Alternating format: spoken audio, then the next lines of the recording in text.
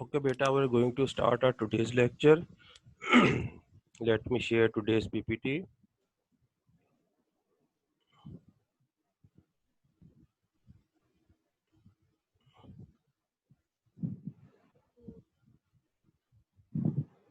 जी बच्चों, ये हमारी आज का लेक्चर है।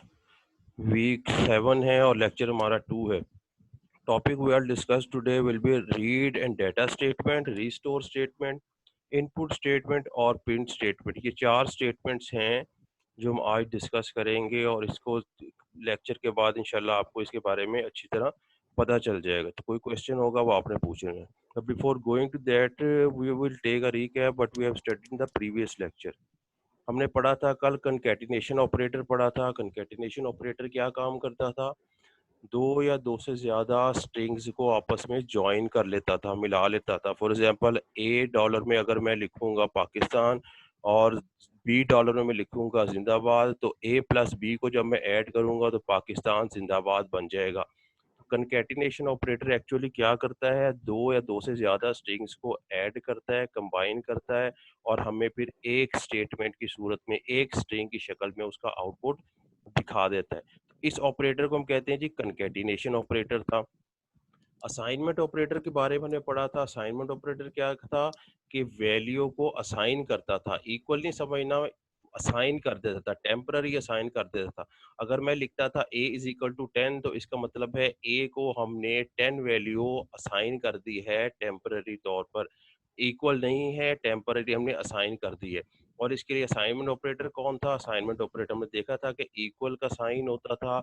इक्वल का साइन को कहते थे असाइनमेंट ऑपरेटर है।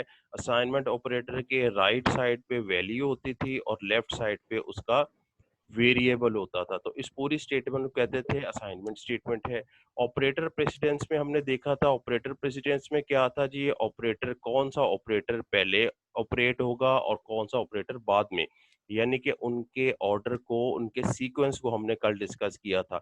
तो सबसे ज्यादा जिसकी प्रेसिडेंस थी, जो सबसे ज्यादा हाई लेवल का था, सबसे पहले चलता था, वो कौन सा था? वो ब्रैकेट्स थी हमारी। और सबसे लो प्रेसिडेंस किसकी थी? लो प्रेसिडेंस हमारे पास असाइनमेंट ऑपरेटर की थी, यानी कि इक्वल की। तो ये मैंने कल बताया था कि ये दोनों अच्छी तरह आपने याद कर लेने हैं। ये एमसीक्यूज के हिसाब से इंपॉर्टेंट है। टाइप कन्वर्जन में हम क्या देखते थे कि change the data type during the execution of the program, कि जब हमारा प्रोग्राम चल रहा हो तो हम डेटा टाइप को चेंज कर लेते थे। यानी अगर मैं A% लिख रहा हूँ तो आंसर मेरा परसेंट में यानी कि इंटीजर में आएगा। अगर मैं हैश में लेना चाहूँ डबल प्रिसीजन में, तो डबल प्रिसीजन में।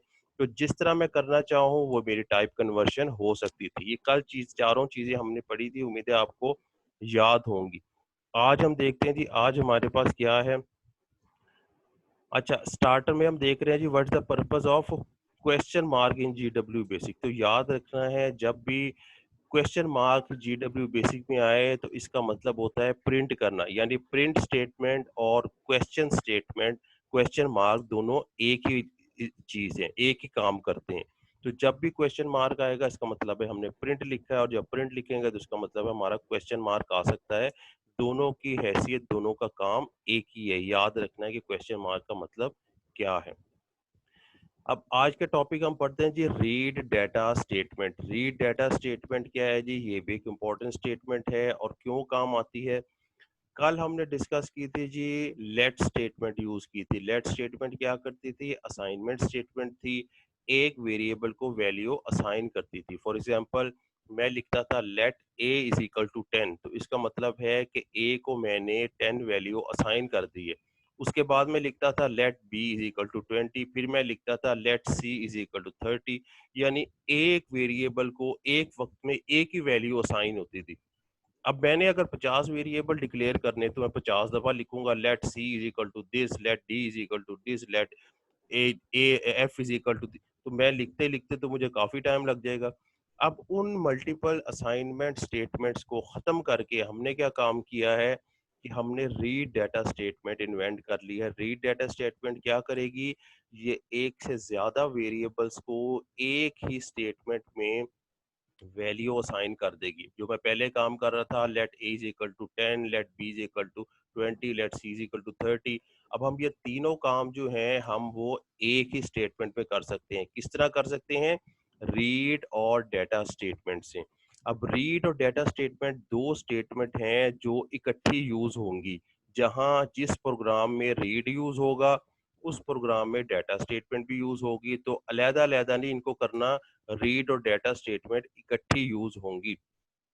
अब रीड में हम क्या करते हैं? रीड स्टेटमेंट में हम वेरिएबल्स डिक्लेयर कर देते हैं, for example a b c d. और डेटा स्टेटमेंट में हम डेटा स्टेटमेंट में वैल्यूज डिक्लेयर कर देते हैं, यानी 10, 20, 30।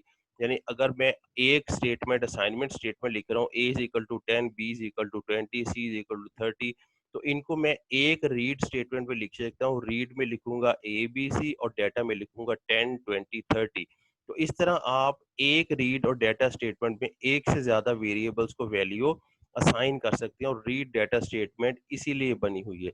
लेकिन याद रखना है कि इसमें वन टू वन कॉरेस्पॉन्डेंस होनी चाहिए, यानी जिस सीक्वेंस से आपने रीड में ऊपर वेरिएबल्स के नाम लिखे हैं ए बी सी, इसी तरह डेटा में 10, 20, 30, तो इसका मतलब है ए को डायरेक्ट वैल्यू 10 आएगी, बी को 20 आएगी और सी को 30 आएगी। इसको कहते हैं वन टू वन कॉरेस्पॉन्डेंस के, हर वैल्यू हर वेरिएबल के साथ एक वैल्यू जो इस सीक्वेंस में आ रही है वो उसको असाइन हो जाए। तो ये रीड डाटा स्टेटमेंट थी। अब रीड डाटा स्टेटमेंट में आपने एक और पॉइंट याद रखना है कि जो रीड में हम वेरिएबल दे रहे हैं, for example a integer variable दे रहे हैं, तो डेटा में हमें इंटीजर वैल्यू ही देनी पड़ेगी, हम स्ट्रिंग नहीं दे सकते। तो याद रखना है कि जो रीड में वेरिएबल की डाटा टाइप है वही डाटा स्टेटमेंट में वेरिएबल की डाटा टाइप होनी चाहिए। और एक और पॉइंट रीड डाटा स्टेटमेंट का आपने याद रखना है कि जितने रीड स्टेटमेंट में वेरिएबल उतने चाहिए, उतने ही डेटा स्टेटमेंट में डेटा होना चाहिए। यानी कि अगर रीड में वेरिएबल तीन हैं ए बी सी और डेटा में वैल्यूज हैं 10, 20, 30, फिर तो हमारा काम सही चलेगा। लेकिन अगर वेरिएबल्स हमारे पास चार हैं ए बी सी डी और डेटा में हमारे पास वैल्यू है तीन ए 10, 20, 30, फिर क्या होगा? फिर एक वेरिएबल जो है उसकी वैल्यू रह जाएगी, मिस हो जाएगी। उसको वैल्यू कोई आसान नहीं कही, उसको वैल्यू असाइन नहीं हो सकती। तो हमें क्या एरर मैसेज देगा? आउट ऑफ डाटा, क्योंकि फोर्थ वेरिएबल की वैल्यू हमने डाटा में लिखी नहीं हुई। तो इसको कहते हैं ये ए आउट ऑफ डाटा मैसेज आ जाएगा। तो ये चंद एक पॉइंट्स है जो मैंने आपको रीड डाटा स्टेटमेंट के लिए बताए थे।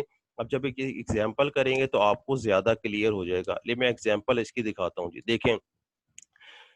ये मेरे पास मैंने एक प्रोग्राम लिखा है, इसमें रीड में मैंने क्या लिखे हैं जी? ये डिफरेंट वेरिएबल्स लिखे हैं 1, 2 और 3। ये मैं अलहदा भी लिख सकता था कि a name dollar is equal to Arshad और age is equal to 30, marks is equal to 70। ये तीन स्टेटमेंट इसमें भी मैं लिख सकता था, लेकिन तीन स्टेटमेंट्स को मैंने बचाकर मैंने क्या किया है? रीड और डेटा स्टेटमेंट लिखी है, और एक ही स्टेटमेंट में सारे वेरिएबल्स और डेटा को डिक्लेयर कर दिया। अब देखिए रीड में सारे वेरिएबल्स के नेम में लिखे हुए, रीड नेम डॉलर एज और मार्क्स। इसका मतलब है नेम डॉलर लगा हुआ है, यहाँ ये किसको गेट करेगा? डाटा में से स्ट्रिंग को गेट करेगा। दूसरा एज है, एज किसको गेट करेगा? इस इंटीजर वैल्यू को गेट करेगा। और मार्क्स भी इंटीजर है, ये किसको गेट करेगा? ये इस नंबर को मार्क को गेट करेगा। तो हमने अब देखना है यहाँ वन टू वन कॉरेस्पॉन्डेंस बन रही है कि यहाँ पहला वेरिएबल पहली वैल्यू ले रहा है, दूसरा वेरिएबल दूसरी वैल्यू ले रहा है, तीसरा वेरिएबल तीसरी वैल्यू ले रहा है। ये भी हमारा ठीक हो गया। दूसरी हमने क्या चीज देखी थी कि जी डेटा टाइप चेक करनी है। पहले पास हमारे पास रीड में वेरिएबल जो है वो स्ट्रिंग डेटा टाइप है, तो हमारा उसका आंसर डेटा भी स्ट्रिंग है, ठीक है। दूसरी हमारी इंटीजर डेटा टाइप है, तो डेटा भी हमारा इंटीजर है, ठीक है। तीसरा भी हमारा इंटीजर डेटा टाइप है, तो उसका डेटा भी इंटीजर है, ठीक है। इसका मतलब है हमारी रीड और डेटा स्टेटमेंट में डेटा टाइप्स जो थी वो सेम आ गई हैं। अब एक और फोर्थ मैंने पॉइंट बताया था कि रीड में अगर वेरिएबल हमारे पास चार हैं, नेम डॉलर एज मार्क्स और यहाँ परसेंटेज होती, लेकिन डेटा में मैंने तीन वैल्यू लिखी हुई है। तो नेम डॉलर इसको उठा लेता, एज इसको उठा लेता, मार्क्स इसको उठा लेता, लेकिन जो परसेंटेज है उसके लिए कोई वैल्यू ना होती। तो हमारे पास क्या एरर आ जाता? हमारे पास आउट ऑफ डेटा एरर आ जाता, क्योंकि फोर्थ वेरिएबल की हमने वैल्यू डेटा में नहीं लिखी है। तो चूंकि हमने यहाँ तीन वेरिएबल्स डिक्लेयर किए और तीन वैल्यूज लगा दी हैं, हमारे पास आउट ऑफ डाटा मैसेज नहीं आ सकता। तो आप देखते हैं ये प्रोग्राम किस तरह रन करता है। रीड में मैंने तीन वेरिएबल्स लगा दी हैं, डेटा में मैंने तीन वैल्यूज लगा दी हैं। अब मैं प्रिंट कर रहा हूँ name is equal to inverted comma लगा के कॉमा और नेम डॉलर। यहाँ नेम लिखेगा और नेम डॉलर कहाँ से उठाएगा, यहाँ से उठाएगा, name is equal to Arshad आ जाएगा। Age is equal to age यहाँ से उठाएगा 30 और marks is equal to marks यहाँ से उठाएगा 70। तो हमारे पास ये चीज प्रिंट हो जाएगी, name is equal to Arshad, age is equal to 30, marks is equal to 70। तो अब आपने देखा कि इसमें रीड और डेटा स्टेटमेंट में हमने दोनों स्टेटमेंट इकट्ठी यूज की हैं। जहां रीड आया है वहां डेटा आया है। रीड में हमने वेरिएबल्स के नाम डिक्लेयर किए हैं, डेटा में हमने उनकी वैल्यूज डिक्लेयर की हैं। और देखना है जितनी नंबर ऑफ वेरिएबल्स हैं उतनी नंबर ऑफ वैल्यूज हैं उतनी है। तो ये वन बाय वन यहाँ से पिक करके, इनकी डाटा टाइप भी सेम है, इनकी डाटा टाइप भी, तो यहाँ से वैल्यू को हम प्रिंट भी करवा सकते हैं। तो ये हमारी रीड और डाटा स्टेटमेंट थी, इंपॉर्टेंट स्टेटमेंट है, याद रखनी है कि क्या काम कर रही है, किस तरह काम कर रही है। अब देखिए नेक्स्ट हमारे पास स्टेटमेंट है रीस्टोर स्टेटमेंट। रीड और डाटा तो हमने पढ़ ली है कि रीड वेरिएबल्स है और डाटा उसकी वैल्यू है। रीस्टोर क्या करेगी, रीस्टोर वैल्यू जो है डाटा स्टेटमेंट को रीयूज करवाएगी। फॉर एग्जांपल अगर एक हमारे प्रोग्राम में एक से ज्यादा रीड स्टेटमेंट्स हैं और एक से ज्यादा डाटा स्टेटमेंट है, तो वो किस तरह एग्जीक्यूट होंगी, ये देखिए मैं आपको बताता हूँ। इस रीस्टोर को अगर हम भूल जाएं, देखिए एक ये रीड स्टेटमेंट है, एक ये रीड स्टेटमेंट है, एक ये डाटा स्टेटमेंट है, एक ये डाटा स्टेट। अब सीक्वेंस क्या बनेगा, रीड यहाँ से आएगा, ए है ये पहले वाले डाटा को पिक करेगा 10, बी पहले वाले को 20 और सी किसको पिक करेगा, 30 को करेगा। उसके बाद दोबारा रीड आ जाएगा और वो दोबारा डाटा वाले को पिक करेगा, यानी एक्स 40 को करेगा, वाई 50 को करेगा और जी 60 को करेगा। तो जो पहला रीड है वो पहला डाटा से वैल्यू पिक करेगा, जो दूसरा रीड है वो दूसरे वाले डाटा से वैल्यू पिक करेगा, जो तीसरा रीड होगा वो तीसरे वाले डाटा से वैल्यू पिक करेगा। ये याद रखना है। तो अब क्या हमने करना है, हम चाहते हैं कि पहला वाला रीड पहले वाले से वैल्यू पिक करे और दूसरा वाला रीड वो भी पहले वाले से वैल्यू पिक करे, यानी कि सेकंड रीड डाटा की स्टेटमेंट से वैल्यू पिक ना करे। तो हम क्या यूज करेंगे, हम रीस्टोर स्टेटमेंट यूज करेंगे। रीस्टोर क्या करेगा कि डाटा की वैल्यू को रीयूज करवाएगा। अब किस तरह करेगा, रीड ए करेगा, ए 10 वैल्यू पिक कर लेगा, बी 20 वैल्यू पिक करेगा, सी 30 वैल्यू पिक करेगा। उसके बाद हमने रीस्टोर लगा दी है। अब रीस्टोर के बाद दोबारा कहाँ पे वो आ जाएगा, 60 पे आ जाएगा।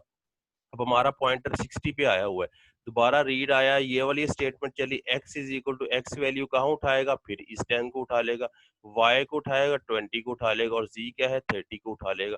तो इसका मतलब है कि ये हमारा, और अगर मैं यहाँ से रीस्टोर खत्म कर दूं तो फिर क्या आंसर आएगा, फिर a 10 आएगा, b 20, c 30 और फिर नेक्स्ट रीड जो आएगा वो 40, y 50 और z 60, अगर मैंने रीड रिस्टोर को खत्म कर दिया। लेकिन अगर मैं रीस्टोर को लगा देता हूँ तो फिर ये नेक्स्ट डाटा स्टेटमेंट्स पे नहीं जाएगा, चाहे जितनी भी हो, वो फर्स्ट वाली डाटा को ही बार बार यूज करता रहेगा। अब आपने देखा है कि दो रीड स्टेटमेंट्स में एक डाटा स्टेटमेंट यूज हो रही है, ये देखें दोनों का आंसर ये आया है। तो रीस्टोर स्टोर स्टेटमेंट क्या करेगी, हमारी डेटा की वैल्यू को रीस्टोर कर देगी, यानी कि रीयूज करवा देगी एक प्रोग्राम में। तो ये भी याद रखना है आपने। ठीक है बेटा, समझ आ रही है कि नहीं आ रही, कैमरे ऑन करें सारे, में देखूं कि सब बैठे हुए हैं कि नहीं। जी बच्चों कहाँ हैं, जी सर। जी सर इधर ही हैं। हाँ ऑन करें कैमरे। हसनैन मेहदी ने कर लिया, आप भी करें। अली जान ने नहीं किया, अली जान को मैं रिमूव कर देता हूँ यार, अली जान ने बहुत तंग किया हुआ है। अली जान कैमरा ऑन करें अपना। ठीक है, रीस्टोर का बच्चों पता लगा है आपको। रीड और डेटा में हम क्या कर रहे हैं, एक रीड होता था, एक डेटा होता था। रीड में वेरिएबल होते थे, डेटा में उसकी वैल्यू होती थी, और वो सारे रीड वाले वेरिएबल डेटा से वैल्यू पिक करते थे। रीस्टोर में क्या कर रहे हैं जी, रीस्टोर में जितने भी रीड्स आएंगे लेकिन वो एक ही डेटा की वैल्यू को पिक करेंगे। क्यों, हमने उसमें रीस्टोर लगा दिया हुआ, जैसे मैंने अभी आपको एग्जाम्पल में बताया है। तो रीस्टोर का याद रखना है, रीस्टोर आपके डाटा की वैल्यू को रीयूज करवाएगा। अगर मैं यहाँ से रीस्टोर रिमूव कर देता तो फिर ये वाला रीड ये वाली सारी वैल्यू पिक कर देता और ये वाला रीड ये वैल्यू पिक कर लेता।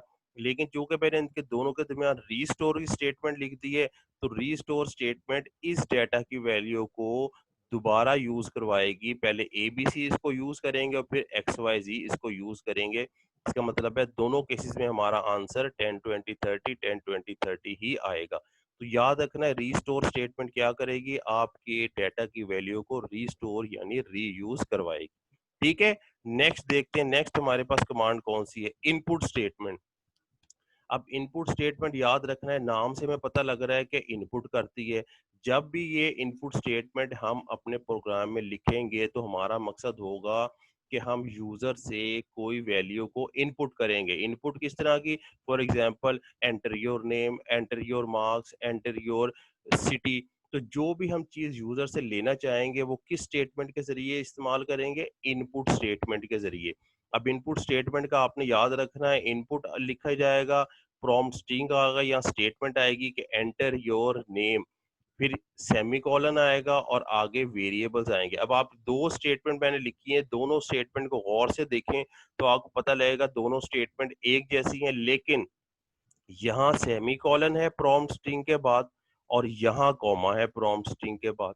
यानी कि अगर मैं लिख रहा हूँ input enter your name semicolon और यहाँ मैं लिख रहा हूँ input enter your name comma, तो इसमें डिफरेंस क्या है। अब आपने देखना है कि इसमें डिफरेंस क्या नजर आता है, आपको मैं बताता हूँ। Prompt string is the message. अभी मैंने आपको बताया कि प्रॉम्प्ट स्ट्रिंग क्या है, ये आपका मैसेज होगा जो इनपुट के साथ नजर आएगा। For example input enter your name semicolon, ठीक है, या input enter your name comma. तो अब कॉमा किस लिए आ रहा है और सेमीकोलन इसलिए आ रहा है, वो हमें बता रहा है कि use of semicolon will prompt show a question mark. अगर आप यहाँ पे लिख रहे हैं, मैं लिख रहा हूँ input enter your name semicolon, तो जब ये मॉनिटर पे डिस्प्ले होगा तो मुझे लिखा हुआ नजर आएगा इनपुट एंटर योर नेम और आगे क्वेश्चन मार्क होगा, इस सेमीकोलन की जगह क्वेश्चन मार्क। लेकिन अगर मैं चाहता हूँ क्वेश्चन मार्क ना आए, वो मुझे क्वेश्चन मार्क शो ना करे, तो मैं क्या करूंगा, मैं ये कॉमा यूज कर लूंगा। अब वो मुझे वही स्टेटमेंट देगा इनपुट एंटर योर नेम, लेकिन क्वेश्चन मार्क शो नहीं करेगा बल्कि ब्लैंक स्पेस यूज करेगा, जबकि सेमीकोलन के केस में वो मुझे क्वेश्चन मार्क शो करेगा। तो याद रखना है कि इनपुट में जब भी हमारे पास सेमीकोलन आएगा तो ये प्रॉम्प्ट स्ट्रिंग के बाद, तो ये हमें क्वेश्चन मार्क शो करेगा कि वैल्यू एंटर करें, और अगर हम कॉमा लगाएंगे तो क्वेश्चन मार्क शो नहीं करेगा। यही यहाँ पे लिखा हुआ है कि more than one able single input यूटेंट input follow same sequence, same sequence को फॉलो करना है। कि अगर मैं यहाँ कह रहा हूँ जी input enter your name age और रोल नंबर, तो जब मैं वैल्यूज दूंगा तो पहली वैल्यू जो एंटर करूंगा वो नेम में चली जाएगी, दूसरी जो करूंगा वो एज में, और तीसरी जो चल है वो उसके सीक्वेंस में। तो जिस सीक्वेंस से मैं वैल्यू इनपुट करूंगा उसी सीक्वेंस से ये वैल्यूज हमारी वेरिएबल्स को डिक्लेयर होती जाएंगी। और ये भी याद रखना है कि जब मैं इनपुट में सेमीकोलन प्रॉम्प्ट स्ट्रिंग के बाद यूज करूंगा तो मुझे ये वाला क्वेश्चन मार्क शो करेगा। लेकिन अगर मैं क्वेश्चन मार्क को खत्म करना चाहता हूँ तो फिर मैं ये कॉमा यूज कर लूंगा। ठीक है, ये हमारी इनपुट स्टेटमेंट है, इसको पढ़ लेना है। अब एग्जाम्पल देखें जी, हमारे पास क्या है, इनपुट मैंने लिखा है और साथ ये क्या है, प्रॉम्प्ट स्ट्रिंग, जो मैंने आपको बताया था ये स्ट्रिंग है जो मैं पूछना चाहता हूँ। और मैंने उसके बाद क्वेश्चन मार्क लिखा है। अगर क्वेश्चन मार्क लगाया तो उसका मतलब है कि अब जब मैं इसे एग्जीक्यूट करूंगा तो मुझे ये क्वेश्चन मार्क शो नहीं करेगा। Input enter radius of the circle, और यहाँ मैंने वो वेरिएबल लगा दिया है, देखें ये वाले वेरिएबल, ये comma separated list of variable, ये मैंने वेरिएबल लगा दिया। यानी इनपुट लिखा, प्रॉम्प्ट स्ट्रिंग लगाया, कॉमा आया और यहाँ वेरिएबल, जो मैंने आपको ये बता, इनपुट प्रॉम्प्ट स्ट्रिंग लगाया, कॉमा लगाया, सेमीकोलन और ये वेरिएबल, यही पैटर्न मैंने यहाँ पे फॉलो किया है। इनपुट एंटर ये the radius of the circle, और ये कॉमा लगा दिया है और यहाँ पे रेडियस है। अब जो मेरे पास जब मैं प्रोग्राम को एग्जीक्यूट करूंगा तो मेरे सामने क्या लिखा हुआ आएगा, enter the radius of the circle, बस इतना लिखा हुआ आएगा और क्वेश्चन मार्क भी नहीं आएगा क्योंकि मैंने कॉमा लगाया है। मेरे पास जो ये मैंने इन्वर्टेड कॉमा में लिखा है ये मुझे लिखा हुआ प्रोग्राम में नजर आएगा। और प्रोग्राम मेरा स्टॉप कर जाएगा, वो मुझसे कोई वैल्यू मांगेगा कि कोई वैल्यू दो रेडियस की। मैं जो भी कोई रेडियस की वैल्यू दूं, फॉर एग्जांपल 10 दूंगा, 20 दूंगा, जो भी दूंगा, वो कहाँ पे स्टोर हो जाएगी, इस रेडियस नाम के वेरिएबल में स्टोर हो जाएगी, जो भी दूंगा। अब यहाँ पे मेरा सरकमफ्रेंस आ गया, सरकमफ्रेंस में मैंने फॉर्मूला लगाया हुआ है 2 पाई आर। 2 वैल्यू है, ये पाई भी कांस्टेंट है और रेडियस वेरिएबल है, जो मैं यहाँ पे जो दिया हुआ है वो यहाँ से उठाऊंगा। फॉर एग्जांपल 10 दिया है, 10 यहाँ पे आ जाएगा, इन तीनों को मल्टीप्लाई करके जो आंसर भी होगा वो किसको असाइन हो जाएगा, सरकमफ्रेंस को असाइन हो जाएगा। अब सरकमफ्रेंस में हमारे पास एक वैल्यू पड़ी हुई है जो इसका सरकमफ्रेंस है, रेट सरकमफ्रेंस है। तो सरकमफ्रेंस को हम प्रिंट करवा सकते हैं, करवा सकते हैं। यहाँ से हम प्रिंट करवाएंगे इन्वर्टेड कॉमा में कॉमा और सरकमफ्रेंस, तो ये मुझे आंसर नजर आएगा। ये देखें, रन जब करूंगा, enter the radius of the circle, देखें सिर्फ मुझे ये नजर आया है और इसके आगे क्वेश्चन मार्क कोई भी नजर नहीं आया। मैंने 2.7 वैल्यू एंटर कर दी है।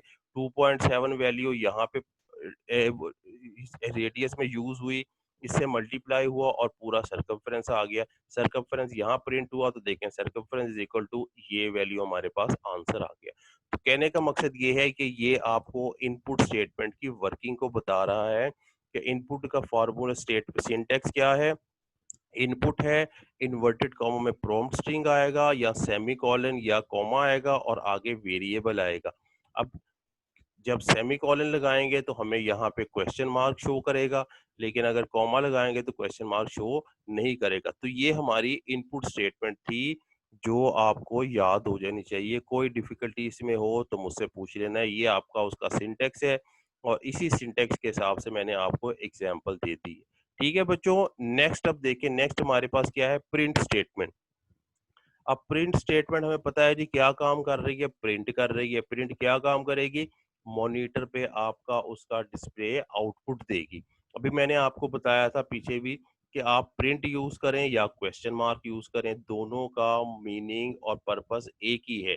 जहां आप प्रिंट लिखेंगे वहां आप लिस्ट ऑफ एक्सप्रेशन लिख देंगे और आगे सेमीकोलन आ जाएगा, या आप क्वेश्चन मार्क लिखेंगे, list of expression of question mark आ जाएगा। अब मैं इसकी एग्जांपल आपको बताता हूँ कि प्रिंट स्टेटमेंट किस तरह यूज होती है। अब प्रिंट स्टेटमेंट कह रहा है एक्सप्रेशन इन द लिस्ट में भी न्यूमेरिक और स्ट्रिंग की, ये जो है आपका न्यूमेरिक या एक्सप्रेशन कोई भी हो सकता है। जिस तरह यहाँ पे देखें हमने प्रिंट में क्या यूज किया है, प्रिंट सरकमफ्रेंस और आगे सर्कल, यानी कि प्रिंट पे हमने एक एक्सप्रेशन यूज किया हुआ है प्रिंट के साथ। तो यहाँ पे वो यही कह रहा है कि लिस्ट ऑफ एक्सप्रेशन में आप कोई न्यूमेरिक वैल्यू भी रख सकते हैं। अगर मेरे पास होता सम होता, मैं कहता कि प्रिंट ए, जब मैं यहाँ पे लिखूंगा प्रिंट रेडियस, तो क्या करेगा, रेडियस की वैल्यू प्रिंट कर देगा। तो यहाँ पे वो आपको बता रहा है कि आपने लिस्ट ऑफ एक्सप्रेशन में कोई न्यूमेरिक वैल्यू भी हो सकती है, कोई स्ट्रिंग टाइप की वैल्यू भी हो सकती है, कोई भी हो सकता है।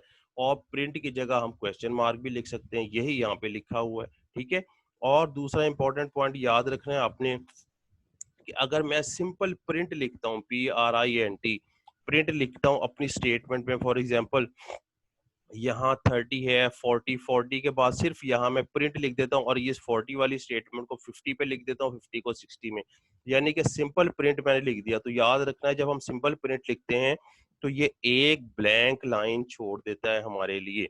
जब भी हम ब्लैंक अपनी लाइन हमें चाहिए होगी कि हम अपने प्रोग्राम में एक ब्लैंक लाइन, अब देखें इनमें दोनों में कोई लाइन सेपरेट नहीं है, एक लाइन ये है, दूसरी लाइन दरमियान में कोई स्पेस नहीं है।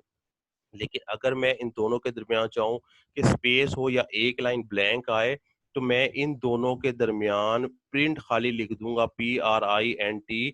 और जब मेरा प्रोग्राम एग्जीक्यूट होगा तो आप देखेंगे कि इन दोनों लाइंस के दरमियान एक ब्लैंक लाइन, यानी कि इनकी स्पेसिंग दरमियान में ज्यादा हो जाएगी।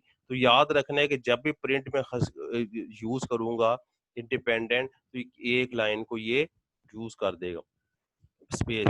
अब दूसरा क्या है जी, ये देखें प्रॉम्प्ट स्ट्रिंग में हमारे पास दो चीजें यूज हो रही हैं, या ये सेमीकोलन यूज हो रहा है या हम कॉमा यूज कर सकते हैं। कॉमा मैंने लगाया नहीं हुआ, लेकिन अगर सेमीकोलन यूज करूंगा तो आप देखें कि जो चीज प्रिंट कर रहा हूँ वो उसमें स्पेसिंग खत्म हो जाएगी, सारी चीजें आपस में ज्वाइन हो जाएंगी। लेकिन जब मैं कॉमा यूज करूंगा तो याद रखना है कि 14 स्पेसिस के बाद जाके दूसरी चीज प्रिंट होगी। अब मैं आपको इसी एग्जांपल देता हूँ, ये देखें $, क्या है जी, एक वेरिएबल है जिसमें क्या स्टोर हुआ हुआ है, Sindh. Semicolon, B dollar में पंजाब, सी डॉलर में बलोचिस्तान, डी डॉलर में केपी का, ई डॉलर में कश्मीर मेरा स्टोर हुआ होगा। अब मैं कहता हूँ जी प्रिंट करो A dollar semicolon, B dollar semicolon, C dollar semicolon, D dollar semicolon, E dollar, इन दोनों के सबके दरमियान प्रिंट स्टेटमेंट के दरमियान में सेमी कॉलन यूज किया हुआ है। अब ये देखें, ये प्रिंट खाली क्या करेगा, ये प्रिंट आपके दरमियान में एक ब्लैंक लाइन छोड़ रहा है। दूसरे प्रिंट में मैंने सेमी कॉलन की जगह कॉमा यूज किया हुआ है, ये देखें कॉमा यूज किया हुआ है। अब क्या काम करेंगे, सेमी कॉलन जब मैं डालूंगा या कॉमा डालूंगा, जब सेमी कॉलन डालूंगा तो प्रिंट करेगा, ये देखें इसने सब सारी चीजें बगैर स्पेस के प्रिंट कर दी हैं। सिंध, पंजाब, बलूचिस्तान, केपी के, कश्मीर सारे इकट्ठे आ गए हो जब मैंने सेमी कॉलन यूज किया है। लेकिन जब मैंने कॉमा यूज किया है तो आप देखेंगे कि सिंध और पंजाब के दरमियान यहाँ पे नहीं शो कर रहा, 14 स्पेसिस दी हुई है। पंजाब और बलूचिस्तान के दरमियान 14 स्पेसिस दी हुई हैं। इन दोनों के दरमियान 14 स्पेसिस दी हुई है, इन दोनों के दरमियान 14 स्पेसिस दी हुई है। इसका मतलब है जब मैं प्रिंट में कॉमा यूज करूंगा तो मेरा आउटपुट 14 स्पेसिस के बाद आएगा। लेकिन अगर मैं सेमी कॉलन यूज करूंगा तो सारे मेरे साथ एक कंजेक्टिव विदाउट स्पेसिंग के सब चीजें प्रिंट हो जाएंगी, जो मैंने यहाँ पे आपको एग्जाम्पल दी है। तो बेटा ये अच्छी तरह प्रिंट स्टेटमेंट आपने देख लेनी है। आज जो हमने पढ़ा है, एक वीडियो मैं आपके लिए अपलोड कर रहा हूँ, इस वीडियो को आपने देखना है। इसमें भी आपको इन स्टेटमेंट्स के बारे में अच्छी तरह एक्सप्लेन किया हुआ है। होम असाइनमेंट आपने तैयार करनी है, रीड डाटा स्टेटमेंट लिखनी है, उसकी यही एग्जांपल्स लिखनी है। इजी एग्जांपल है रीस्टोर, इनपुट और प्रिंट स्टेटमेंट, और इनको अच्छी तरह पढ़ना है ताकि आपको कॉमा और सेमी कॉलन का जो डिफरेंस है वो अच्छी तरह पता चल जाए। अब रैप अप में हमने क्या किया, हमने रीड और डाटा स्टेटमेंट, रीड और डाटा स्टेटमेंट क्यों यूज होती है, अगर हम एक से ज्यादा वेरिएबल्स को एक ही वक्त में वैल्यू असाइन करना चाहते हैं। रीड में हमारे पास सारे वेरिएबल्स होते हैं, डाटा में हमारे पास सारी वैल्यूज होती हैं। और याद रखना है कि इन वेरिएबल्स में और वैल्यूज में 1-to-1 कॉरस्पॉन्डेंस होनी चाहिए। यानी कि पहला वेरिएबल पहली वैल्यू पिक करेगा, दूसरा वेरिएबल दूसरी वैल्यू पिक करेगा, तीसरा वेरिएबल तीसरी वैल्यू डाटा से पिक करेगा।